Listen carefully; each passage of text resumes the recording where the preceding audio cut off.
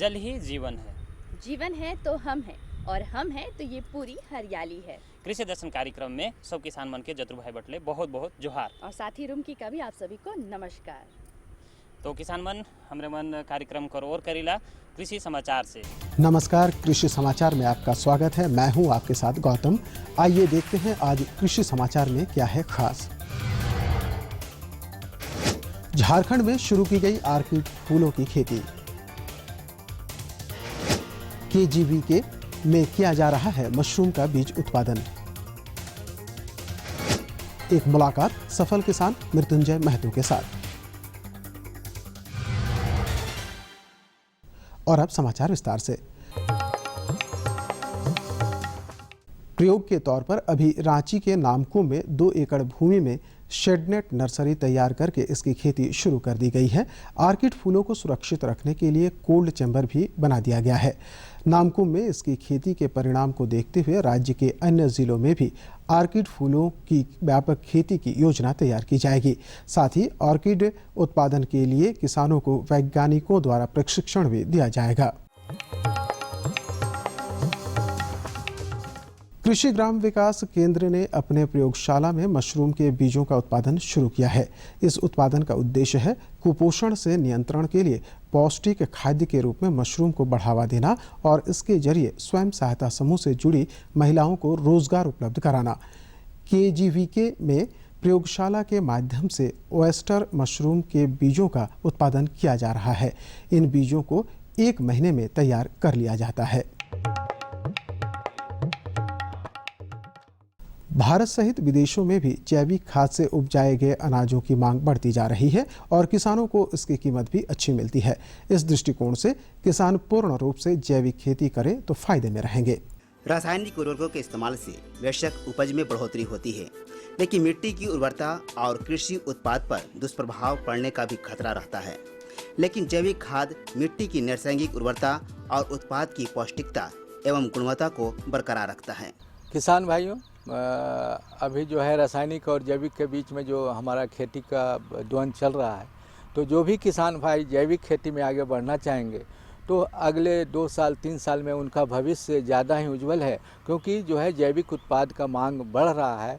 और जब आप पूर्ण रूप से जब रासायनिक का प्रयोग बंद कर देंगे तो आप आत्मविश्वास के साथ किसी को बोल सकते हैं कि हम अपने खेत में जो है रासायनिक खाद और रासायनिक दवा का प्रयोग नहीं किए हैं। आप टेस्ट करके देख सकते हैं। और अगर उस तरह का आपका खेती प्रारंभ हो जाएगा तो जो सामान आप आज 10 रुपये में बेच रहे हैं वही सामान आप 20 से 25 रुपया 30 रुपया में बेच सकते हैं और साथ ही साथ दूसरे देशों में भी जो उसको जो है भेज सकते हैं। राज्य के किसान जरबेरा फूल की खेती के लिए जरबेरा के उन्नत प्रभेद GBR1, GBR5, Diana, Galleria, Rosetta या प्रिसिल लगा सकते हैं। इसकी उपज 8 से 10 लाख फूल प्रति हेक्टेयर है। जरबेरा फूल की खेती के लिए सितंबर से नवंबर महीने तक फसल लगाने का उपयुक्त समय होता है। किसान जरबेरा का पौधा लगाने के लिए 83,350 पौधे प्रति हेक्टेयर की दर से उपयोग करें। बेहतर उपज प्राप्त करने के लिए GBR1, GBR5, Diana, Gloria, Rosetta और प्रिसिल नामक उन्नत प्रभेद लगाएं।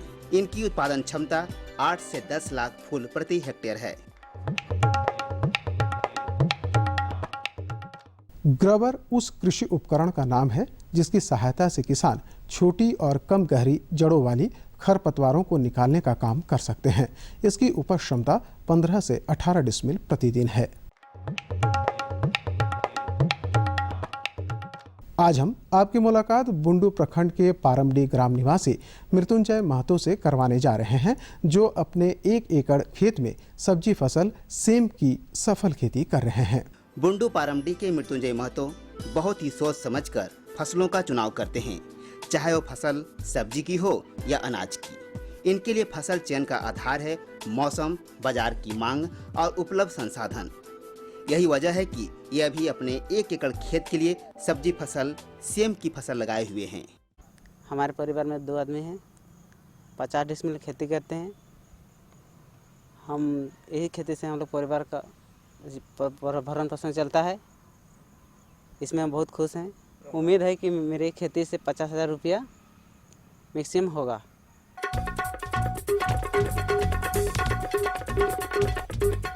और अब एक नज़र राज्य के 5 प्रमुख शहरों के मौसम के मिजाज पर।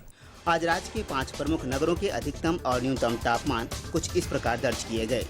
रांची का अधिकतम तापमान 30 डिग्री सेल्सियस और न्यूनतम 23 डिग्री सेल्सियस।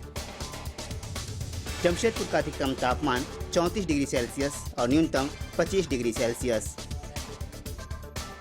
मेदिनीनगर का अधिकतम तापमान 32 डिग्री सेल्सियस और न्यूनतम 24 डिग्री सेल्सियस। देवघर का अधिकतम तापमान 32 डिग्री सेल्सियस और न्यूनतम 25 डिग्री सेल्सियस। वहीं धनबाद का अधिकतम तापमान 33 डिग्री सेल्सियस और न्यूनतम 25 डिग्री सेल्सियस दर्ज किया गया।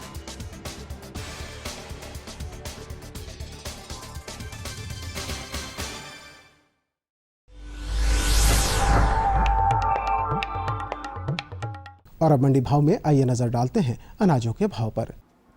आज कृषि उत्पाद बाजार समिति पंडा रांची में विभिन्न खाद्यान्नों के थोक भाव कुछ इस प्रकार दर्ज किए गए। चावल मोटा 1900 रुपये से 2100 रुपये, चावल मध्यम 2150 रुपये से 2450 रुपये, चावल उत्तम 2600 रुपये से 4900 रुपये, गेहूँ 1350 रुपये से 2050 रुपये, चना 3600 रुपये से 4100 रुपये, दाल अरहर 5500 रुपये से 6500 रुपये, दाल मसूर 4500 रुपये से 5000 रुपये, दाल चना 4500 रुपये से 5100 रुपये, सरसों तेल 8400 रुपये से 9600 रुपये, चीनी 3300 रुपये से 3400 रुपये, आलू 700 रुपये से 850 रुपये और प्याज 3600 रुपये से 4200 रुपये प्रति क्विंटल रहा। कृषि समाचार में आज इतना ही। अगले दिन अगले अंक में फिर मुलाकात होगी कुछ ताज़ा तरीन खबरों के साथ। तब तक के लिए दीजिए इजाज़त। नमस्कार, जोहार। अभी आपने देखा कृषि समाचार, जिसके अंतर्गत ढेर सारी जानकारी आपने ले ली और अब है वक्त आपको जानकारी देने का। लेकिन कुछ हमरा मन विराम लेव। जी हाँ। विराम के बाद तुरते हमरा किसान मन रोल मन खातिर बढ़िया बढ़िया जानकारी लेके आवत थी। कहूँ मैं जाब रोल मन देखते रहो हमरे मन करी कार्यक्रम। ये लो और बताओ। बस। अरे ये क्या भैया जी, बस इतनी सी रासायनिक खाद? किसानी छोड़ रहे हो क्या? किसानी नहीं, नादानी छोड़ रहे हैं। मिट्टी की जांच कराई है। अब तो लालाजी जितनी जरूरत है उतने ही उर्वरक खेत में डालेंगे। हाँ, किसान भाई आज ही अपने जिले की नजदीकी भूमि परीक्षण प्रयोगशाला में मिट्टी की जांच जरूर करवाएं और मिट्टी में पोषक तत्व, नमी व पौधे के विकास को देखते हुए केवल जरूरत के अनुसार ही पोषक तत्व डालें। और हाँ, मिट्टी में गंधक, जस्ता, बोरोन जैसे सूक्ष्म पोषक तत्वों का पता लगाना भी न भूलें। उर्वरक और जैविक खाद के सही उपयोग से भूमि का उपजाऊपन बनाए रखें, उत्पादकता बढ़ाएं, खर्चा घटाएं और बहुमूल्य विदेशी मुद्रा बचाने में भी सहयोग दें। और हाँ, धीमी गति से नाइट्रोजन उपलब्ध कराने वाले उर्वरकों जैसे नीम लेपित यूरिया को प्राथमिकता दें और यूरिया का पत्तों पर छिड़काव करें। अरे वाह, तू तो सचमुच समझदार हो गया रे। अधिक जानकारी के लिए संपर्क करें जिला कृषि अधिकारी या किसान कॉल सेंटर।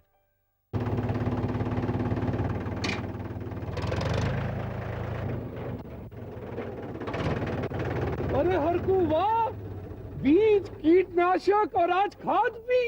अरे इतना खर्चा कहाँ से? अरे खर्च की चिंता किसे है, मेरे पास है ये किसान क्रेडिट कार्ड। कार्ड? अरे बैंकों द्वारा जारी इस कार्ड से किसान उसकी सीमा तक की रकम कभी भी बैंक से निकलवा सकता है और खेती बाड़ी की सामग्री कभी भी खरीद सकता है। कर्ज के झंझट से भी छुटकारा और तो और बिजली के बिलों का भुगतान, डीजल इससे खरीदना और आसान हो गया है। तो हरकू भैया एक कार्ड मेरे लिए भी।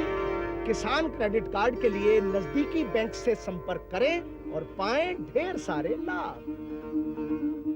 एक बार फिर से आप सभी का कृषि दर्शन कार्यक्रम में बहुत बहुत स्वागत करते हैं। और जैसे कि हमने कहा कि हम जानकारी लेकर आए हैं, तो जो हमारी आज की पहली जानकारी है वो जानकारी है टपक विधि। एकदम जैसे कि किसान मन हमारे शुरू में कहली कि जल ही जीवन है, तो हमारे मन के अपन पानी के बचाए के रखे के, उसका प्रबंधन सही तरीके से करे के है। तो टपक विधि वो है हमारे मन के सिखाएला कि कैसे हमारे मन बूंद बूंद करके अपन खेत का सिंचाई कर सके, कैसे हम बूंद बूंद से खेती बाड़ी कर सकते हैं और साथ ही जो जल की जो बर्बादी होती है वो नहीं हो पाएगी। जो लगाए हैं पौधा वो सही तरीके से उग पाएगा, फल फूल पाएगा। ये सारी चीजें हम छोटी सी चीज़ अगर हम जान लें, यानी किस तरह से हम सेव कर सकते हैं, यानी बचाव कर सकते हैं जल का, तो हम बहुत कुछ ये कर सकते हैं। सही बात है कि जितना मात्रा फूल चाहे पौधा में होए चाहिए पानी का, उतना हमरे टपक विधि से दे सकीला, सीधे उकर जड़ में डाल लगाए के है नी। तो इकर कैसे सही तरीका से इकर से हमरे मन प्रबंधन कैसे कर सकीला, इकर तकनीक क्या है, इकर बारे में हमरे के बहुत नगद जानकारी देवे हमरे कर विशेषज्ञ डॉक्टर बीके झा। आज हमारे साथ है जाने माने विशेषज्ञ डॉक्टर बीके झा, जो हमें बताएंगे कि डीप इरिगेशन की बेहतर सिंचाई तकनीक के बारे में और उसके बारे में उसकी क्या महत्वता है, उसके बारे में भी आप हमें बताएंगे। सर, हम आपसे ये जानना चाहते हैं कि अभी हम बात कर रहे हैं डीप इरिगेशन, तो डीप इरिगेशन क्या है और इसका इस्तेमाल कैसे करते हैं, उसके बारे में आप हमें बताएं। किसान भाइयों, जिससे चर्चा हो रही है ड्रिप इरिगेशन, जिसको हम टपक विधि की सिंचाई भी कहते हैं या सूक्ष्म सिंचाई विधि भी कहते हैं। किसान भाइयों, जो भी हमारी अभी जो सिंचाई की प्रणाली है, उसमें सबसे बेहतर उन्नत तकनीक जो है वो जो हमारी टपक विधि की सिंचाई है। जैसे किसान भाई, जो आप सतह सिंचाई करते हैं उसमें आपका पानी का उपयोगिता जो हमारे फसलों को होता है वो मात्र 30 से 40% होता है प्रतिशत। लेकिन वहीं जब आप टपकन विधि से सिंचाई करते हैं तो आपकी जो सिंचाई क्षमता होती है वो 80 से 90% होती है। मतलब कि जो आप खेतों में पानी टपक विधि की सिंचाई जो देते हैं तो 80 से 90% पानी जो है हमारे फसलों को उपयोग में आता है, और जो पानी का नुकसान होता है वो मात्र 10% से 15% ही हो पाता है। तो इसलिए जो टपक विधि की सिंचाई प्रणाली है, ये अपने में अभी सिंचाई के, जो कि हमारा झारखंड का प्रदेश है और इसमें पानी की आप महसूस करते हो, जैसे हमारी बरसात का भी मौसम है अभी, तो लेकिन हमारी वर्षा नहीं हो रही है। लेकिन अगर आपके पास टपक विधि की सिंचाई है तो आपका जो पानी का जो आप सदुपयोग करते हैं वो सालों भर जो जल का संरक्षण होता है, तो उससे आप इसकी विधि से, चूँकि इसमें पानी की मात्रा हमें कम आवश्यकता होती है और हमारा पानी का नुकसान कम होता है। तो इसलिए किसान भाइयों, टपक विधि की सिंचाई जो है अभी उन्नत विधि है सिंचाई की, इसे अभी किसानों को अपनाना चाहिए। हम आपसे ये भी जानना चाहते हैं सर कि ये जो डीप इरिगेशन की अगर हम बात कर रहे हैं तो ये जो है, ये तकनीक जो है, हम किन किन फसलों के लिए जो है इसका हम इस्तेमाल करें, चाहे हमारे किसान भाई इसका इस्तेमाल कर सकते हैं। तो इसमें हमारी जो भी उद्यानिकी फसलें हैं, जैसे सब्जियों की फसलें हैं या हमारे फल पौधों के हैं, जैसे अगर हम सब्जियों की बात करें तो आलू, मिर्च, टमाटर, बैगन, फूलगोभी, पत्ता गोभी, मटर, जो भी हमारी बागवानी सब्जियां हम कहें तो उसमें आप इसको कर सकते हैं। और साथ में जैसे कि हम फलों की बात करें तो अमरूद हैं, आम हैं, पपीता है, नींबू है, शरीफा है, इन सभी में हम इसकी सफल खेती कर सकते हैं। सिर्फ हमारे इसमें हमें तकनीक का ख्याल यह रखना पड़ता है कि किन फसलों में हमें कितने, हमारी जो ड्रिप सिंचाई की पद्धति है, तो जैसे हम सब्जियों में इस्तेमाल करते हैं तो हम इसमें 1.4 से 2.4 लीटर पर आवर की जो हमारी डिस्चार्ज कैपेसिटी होती है, जो पानी का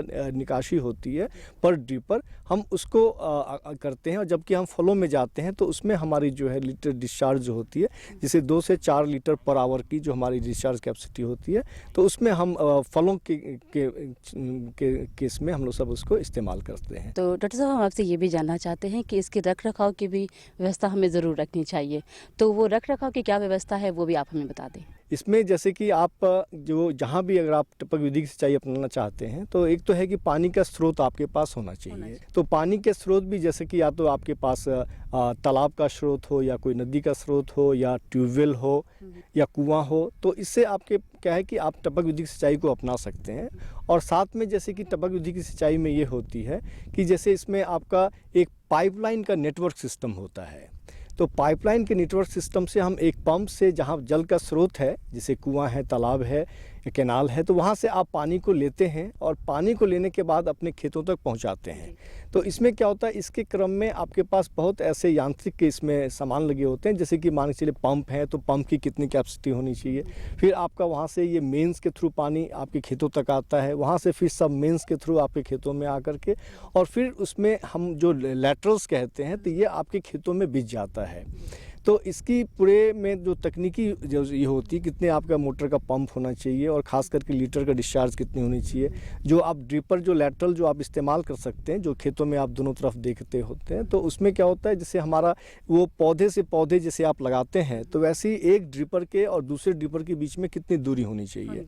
तो इस तरह से बाज़ार में जैसे आते हैं तो 10 सेंटीमीटर, 20, 40, 60, 80, 1 मीटर, तो इस तरह के स्पेसिंग के आते हैं। लेकिन जब हम सब्जियों की खेती में जाते हैं तो हम 40 सेंटीमीटर की दूरी की जो हमारी ड्रिपर होती है वो हमारे सब्जियों के अन्य जिसकी भी हम 60 गुने 45 सेंटीमीटर पे हम कतार से कतार पौधे से पौधे लगाते हैं। तो वैसे में अगर आप 40 सेंटीमीटर का आप ड्रिपर की दूरी लेते हैं तो उसमें क्या होता है कि आपके एक जो ड्रिपर से पानी निकलता है, निकासी होती है, तो वो करीब 40 सेंटीमीटर का रेडियस बनाता है। तो इसमें क्या होता है कि आपके जो दो पौधों के बीच की जो दूरियां हैं तो ये ड्रिप जो है वो दोनों पौधे को कवर कर लेता है। तो इस तरीके से जो आप यह पूरी नेटवर्क सिस्टम होती है तो इसमें जैसे कि इसकी डिस्चार्ज कितनी है, इन सभी चीज़ों का ख्याल रखना पड़ता है। और ख़ास करके किसान भाइयों यह चीज़ को ध्यान रखनी पड़ती है जैसे कि आपका स्लोप कैसा है, मिट्टी का स्लोप किस तरह का है। अगर जैसे आपका स्लोप है तो स्लोप के अगेंस्ट इसकी हमारी लैटरल जानी चाहिए, मतलब स्लोप के साथ आपकी इसकी लैटरल नहीं जानी चाहिए। अदरवाइज पानी का जो बहाव है और पौधे को जो पानी बराबर मात्रा में मिलनी चाहिए वो नहीं मिल पाती है। तो इसके लिए साथ साथ जैसे कि किसान भाइयों आप किस तरह के स्रोत से पानी ले रहे हैं, जैसे कि इसमें फ़िल्टर 4 तरह के होते हैं, जैसे साइक्लोन, हाइड्रोसाइक्लोन होते हैं, या सैंड मीडिया फ़िल्टर होते हैं, या फिर आपका सैंड फ़िल्टर होता है, या आपका वो डिस्केट फ़िल्टर होता है।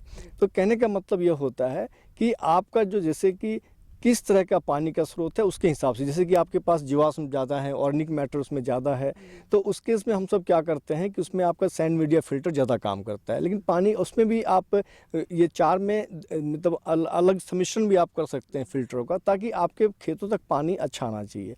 तो इसमें क्या होता है कि आपका जो ड्रिपर जहाँ से पानी टपकता है जो आप देखते हैं, तो वहाँ पर क्या है कि इसकी क्लॉगिंग नहीं होनी चाहिए। तो क्लॉगिंग होने से किसानों में शिकायत रहती है कि हमारा ड्रिप जो है वो नहीं चलता है। तो ये क्लॉगिंग को इसलिए आपको सैंड मीडिया फ़िल्टर या डिस्क फ़िल्टर है तो इसको आपको सही मीडिया का पानी के स्रोत के मुताबिक आपको इस्तेमाल करना चाहिए।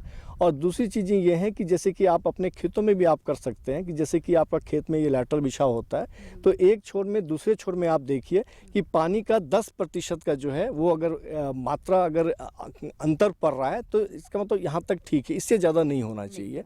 किसान अगर चाहता है कि अगर हम ड्रिप इरिगेशन अपनाएं तो इसमें खाद व्यवस्था हमारे फसलों के लिए क्या होनी चाहिए वो भी आप हमें बता दें। किसान भाइयों जैसा कि मैंने इसमें कहा कि पानी की जो हमारी जो वाटर जो इस्तेमाल होती है बहुत अधिक मात्रा में हम लोग सब पानी की बचत करते हैं इसमें, और कम पानी में हमारी अधिक उपज होती है। उसी प्रकार हमारी खाद का इस ड्रिप प्रणाली सिस्टम में क्या होता है, जिसमें एक वेंचुरी संयंत्र लगा होता है, तो इसमें जो घुलनशील जो इनऑर्गेनिक खाद होते हैं, रासायनिक खाद होते हैं, तो इसको हम पानी में मिला लेते हैं और पानी में मिलाने के बाद हमारे इसमें एक वेंचुरी सिस्टम होती है, उससे ये पानी को शक करता है और ये पानी शक करने के साथ आपके पानी के साथ साथ इसमें घुलनशील खाद जो होते हैं जैसे नाइट्रोजन, फास्फोरस, पोटाश है, या हम माइक्रोन्यूट्रिएंट भी इसमें जो पानी में घुलनशील है मिला करके और हम जड़ों तक ही हम पानी के माध्यम से ही पहुंचाते हैं खाद।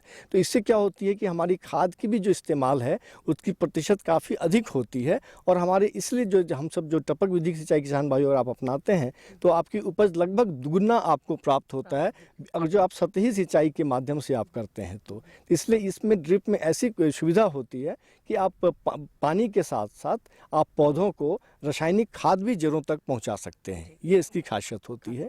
तो डॉक्टर साहब आप हमारे इस कार्यक्रम में आए और इतनी अच्छी और महत्वपूर्ण जानकारियाँ दी उसके लिए आपका बहुत बहुत धन्यवाद, और हमारे किसान भाई भी आपको धन्यवाद जरूर कहना चाहेंगे। किसान भाई नमस्कार जी। तो उम्मीद करते हैं ये वाली जानकारी आपको काफ़ी बढ़िया लगी होगी और आप भी आज से ही पानी की जो सेविंग है, यानी कहने का मतलब उसका जो बचत है वो आप कर पाएंगे और सही तरीके से खेती बाड़ी में इकर हमरे मन प्रबंधन कर सकीला और अपन खेत के हरियाली राखे में मदद भी कर सकीला। साथ ही साथ अब हमारी जो दूसरी जानकारी है वो भी हम बता डालते हैं एकदम बहुत और आज की जो हमारी दूसरी जानकारी है कि फल और जो फूल हम बागों से तोड़ते हैं उसके बाद उसका प्रबंधन कैसे करें, इसकी जानकारी होनी बहुत ज़रूरी, क्योंकि वो सारे जो माल होते हैं फूल हो फल हो वो बाहर जाते हैं और उसको किस तरह से पैकिंग करना है, किस तरह उसका रखरखाव करना है, ये जानकारी किसानों को होनी बहुत ज़रूरी है। और देखो बहुत ऐसा नहीं, बहुत सन सब्जी ऐसा है कि जो हरियर है, अब हरियर सब्जी के अगर हमारे मन सही तरीके से अगर जो फल है उकर देख रेख नहीं करब और खास कर उकर पैकेटिंग जैसे कहले कि पैकेट में कैसे बंद करब, चाहे बाजार तक कैसे हमारे मन सही तरीका से पहुँचा सके, इकर बारे में अगर हमारे सही जानकारी ना हुए तो हरियर सब्जी तो खराब हो जाए। यानी अगर हम बाग से एक सब्जी तोड़ते हैं और वही सब्जी हमें एकदम बिल्कुल स्वस्थ रूप में मिले तभी तो बढ़िया है ना। एकदम ताकि बाजार में आदमी मन जे कीने तो हरियर सब्जी मन के मिटाए। तो एकरे बारे में जानकारी हमारे मन के देवे हमारे कर विशेषज्ञ डॉक्टर A.K. ठाकुर। अमूमन देखा जाता है कि जब सब्जी और फलों की तोड़ाई हो जाती है तो उसके बाद उसके भंडारण कैसे करें, और उचित भंडारण अगर नहीं होता है तो ज़्यादा से ज़्यादा सब्जी बर्बाद होते हैं। इसी विषय पर आज चर्चा करने के लिए हमारे साथ मौजूद हैं डॉक्टर ए.के. ठाकुर, जो कि प्रमुख वैज्ञानिक हैं पलांडू के। डॉक्टर साहब, हमारे किसान भाई बताइए कि जो सब्जी उपजा लेते हैं, तुड़ाई करते हैं, उसके बाद उसका भंडारण कैसे करें कि ज़्यादा से ज़्यादा उनकी सब्जियां बर्बाद ना हो और उनका उचित मूल्य। मैं ये बताना चाहूँगा कि फल और सब्जी ये बहुत ही डेलिकेट, चूँकि इसमें बहुत नमी होती है, इसलिए इसकी जो हैंडलिंग है, जैसे जब ये परिपक्व हो जाता है तब जब हम इसकी हार्वेस्टिंग करते हैं, कटाई करते हैं, उसके बाद की जो सारी प्रक्रिया है उसमें बहुत ही विशेष ध्यान रखने की ज़रूरत होती है। सबसे पहले तो हम ये कहेंगे कि फल और सब्जी जब परिपक्व हो जाए प्लांट के ऊपर, पौधे के ऊपर, जब वो तोड़ने लायक हो जाए तभी उसको तोड़ा जाए। इसीलिए फल और सब्जी के केस में हमेशा ये होता है कि सेलेक्टिव पिकिंग होती है उसमें। ऐसा नहीं कि हम एक बार ही सारे को हार्वेस्ट कर लेते हैं। तो जैसे जैसे ये परिपक्व होता है वैसे वैसे इसकी कटाई होनी चाहिए, और कटाई और इसकी जो हार्वेस्टिंग है वो उस समय का भी ध्यान रखना चाहिए। या तो आप सवेरे सवेरे इसको करें या शाम को करें, और कटाई करने के बाद फिर उसका जो हम ढेर बनाते हैं फील्ड में, तो वो किसी पेड़ के छाए के नीचे हो, और मिट्टी के ऊपर ढेर ना बनाएं, प्लास्टिक बिछा लें या जूट का बैग का जो वो होता है चादर जैसा, उस पर बिछा लें और उस पर उसको ढेर करें। और जब पूरी हार्वेस्टिंग की प्रक्रिया हो जाए उसके बाद उसकी फिर ग्रेडिंग, पैकिंग, क्लीनिंग, ये सब साफ़ सफाई जो है ये करते हुए उसको फिर मार्केट की तरफ ले जाना चाहिए। तो उसके बाद जब पैकेजिंग करेंगे उस समय क्या विशेष सावधानी है हमारे किसान? तो क्रेट में उसकी हैंडल करें और किसी कमरे तक ले जाएं जहां आप इन काम को करना चाहते हैं। वहां ले जाने के बाद इसकी साफ़ सफाई करें। तो अगर ज़्यादा गंदा है तो पानी से बहुत से चीज़ें, जैसे रूट क्रॉप है, मिट्टी वाला जैसे आलू वगैरह है, इन सबको तो पानी से धोना चाहिए।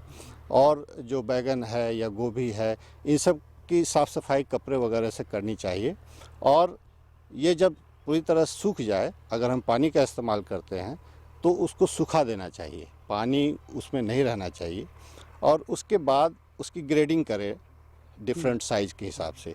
तो जो छोटे छोटे चीज़ है, जैसे बैगन हो गया आपका, या टमाटर है, मिर्चा है, शिमला मिर्च है, इस तरह के जो सब्जियां हैं इसकी ग्रेडिंग होनी चाहिए, छोटा, मध्यम साइज़ का और बड़े साइज़ का। और उस हिसाब से इसकी ग्रेडिंग करने के बाद फिर पैकिंग करनी चाहिए। पैकिंग उसी हिसाब से करना चाहिए। अगर हमको लोकल कहीं बेचना है, आसपास 2 किलोमीटर 1 किलोमीटर के अंदर बेचना है, तो आप बांस की टोकरी का इस्तेमाल कर सकते हैं। अगर हमको बाहर भेजना है, कहीं 50 किलोमीटर 100 किलोमीटर या 200 किलोमीटर भेजना है, तो फिर CFB बॉक्स, जिसको गत्ते वाले बॉक्स बोलते हैं, उसका इस्तेमाल करना चाहिए। पैकिंग में जो सबसे ज़्यादा ध्यान देने की ज़रूरत ये है कि ट्रांसपोर्टेशन जब हम करते हैं तो उसमें एक दूसरे में रगड़ नहीं होनी चाहिए, ब्रूजिंग नहीं होना चाहिए। ब्रूजिंग से ही ज़्यादातर उसमें खराबी आती है, और जैसे ही रगड़ हुआ तो उसका जब डैमेज होता है तो वहाँ से सड़न शुरू हो जाता है। तो इन बातों का ध्यान रखना चाहिए। जो छोटे छोटे किसान हैं उनके लिए हमारी सलाह यही है कि वो समूह बनाए, जैसे एक गांव 2 गांव में मिलके 20 किसान, 15 किसान, 20 किसान, 25 किसान मिलके ऐसा समूह बनाएं, और जो कुछ भी प्रोड्यूस हो रहा है, उनका उत्पाद हो रहा है फल और सब्जी में, उसकी मार्केटिंग के लिए वो खुद व्यवस्था करें। अगर उनको मुनाफा कमाना है तो इन सारी विधियों को उनको लाना होगा। अभी क्या हो रहा है, अभी किसान उगा रहे हैं और कोई जो ये कार्य करने वाला है, जिसको हम कई बार मिडिल मैन कहते हैं, कई बार बिचौलिया कह देते हैं, कई बार कुछ कह देते हैं, हालांकि उनकी बहुत ही महत्वपूर्ण भूमिका है। लेकिन जो मेजर मुनाफा, मोटा मुनाफा जो इनमें आता है, जैसे 5 रुपये अगर किसान बेचता है और रिटेल में 25 रुपये 20 रुपये बिकता है, तो बीज का जो मोटा मुनाफा है वो वैसे लोग खाते हैं। अगर उसको किसान खुद करें तो अकेले ये काम संभव नहीं है, ये स्वयं सहायता समूह जैसा उनको ग्रुप बना के और इसको करना चाहिए। अगर 20 किसान का समूह है तो 15 उत्पादन में लगे हुए हैं, तो 5 जो है ये कटाई के बाद की जो प्रक्रियाएं हैं इसको अपनाएं। एक पैकिंग और क्लीनिंग रूम साफ सफाई के लिए बनाना चाहिए उनको, और अपनी मार्केटिंग, अपने उत्पाद की मार्केटिंग वो खुद करें, तब जाके उनका फ़ायदा हो सकता है। डॉक्टर साहब, झारखंड के परिप्रेक्ष्य में अगर हमारे किसान भाई देखते हैं तो यहाँ सब्जियाँ ज़्यादा उगाई जाती है और इनका मार्केटिंग भी दूर दूर के शहरों में होता है। तो वैसे किसान भाई जो हमारे सब्जी उगा रहे हैं, उनको आप अपने इस कार्यक्रम से क्या संदेश देना चाहेंगे? उनको हम यही संदेश देना चाहेंगे कि तकनीक का इस्तेमाल करें आप। जैसे उत्पादन में तो आप तकनीक ले रहे हैं, कुछ तकनीक की जानकारी आपने लिया भी है, लेकिन उत्पादन के बाद की जो क्रियाएं हैं इसमें भी बहुत सारे तकनीक हैं। जैसे मैंने बताया कि इसकी हार्वेस्टिंग कब होनी चाहिए, किस स्टेज में होनी चाहिए, प्रॉपर क्लीनिंग, साफ़ सफाई इसकी होनी चाहिए, ग्रेडिंग होनी चाहिए, और पैकिंग तो बहुत ही महत्वपूर्ण है। अगर आप चाहते हैं कि ज़्यादा इसमें हम मुनाफा कमाएं, या फल और सब्जी में जो नुकसान हो रहा है 25 से 30% के करीब नुकसान हो जाता है इन सब क्रियाओं में, अगर उसको हम रोक पाते हैं तो एक बहुत बड़ी चीज़ है। और इन सब चीज़ों की जानकारी लेने के लिए ये हमारा अनुसंधान केंद्र है। जो भी किसान भाई चाहते हैं कि कटाई के बाद की क्या क्या गतिविधियां हैं और उसके बारे में हमें जानकारी मिले, तो उनका स्वागत है। वो आप आए यहाँ और संपर्क करें, हम लोग आपकी सेवा में उपलब्ध हैं। डॉक्टर साहब के बताए अनुसार अगर प्रबंधन करते हैं और उसकी पैकेजिंग करते हैं और विपणन करते हैं तो ज़्यादा से ज़्यादा मुनाफा होगा। डॉक्टर साहब, आप हमारे इस कार्यक्रम में आए और इतनी अच्छी जानकारी दी, इसके लिए आपका बहुत बहुत धन्यवाद। धन्यवाद। बहुत नगद जानकारी आशा करेला ई जानकारी से रोमन के बहुत फायदा हुई और लाभ मिले रोमन के, और सही तरीके से रोमन सब्जी कर जे खेती है से करब, और संगे संगे कर जे फल फूल है से के बाजार तक रोमन पहुँचाए में अपन मदद, और संगे संगे बाजार में जे किनोया है से मन के भी फायदा हुई। यानी हरियाली अगर तोड़ते वक्त है तो पहुँचते वक्त भी हरियाली होनी चाहिए। एकदम। तो बहुत सारी जानकारी तो हमने आज दे दी। अगले बार फिर से और नई जानकारी लेकर हम उपस्थित होंगे, लेकिन जाने से पहले हम लिखवा डालते हैं अपना पता। हमारा पता है कार्यक्रम कृषि दर्शन, कृषि प्रकोष्ठ द्वारा केंद्र निदेशक, दूरदर्शन केंद्र, रातू रोड, रांची। पिन संख्या है 834001। तो आपके खतों का रहेगा हमें बेसब्री से इंतजार। तब तक रोड मन दुयो मने हमरे दुयो जन के विदा दो किसान मन लगे तब जोहार।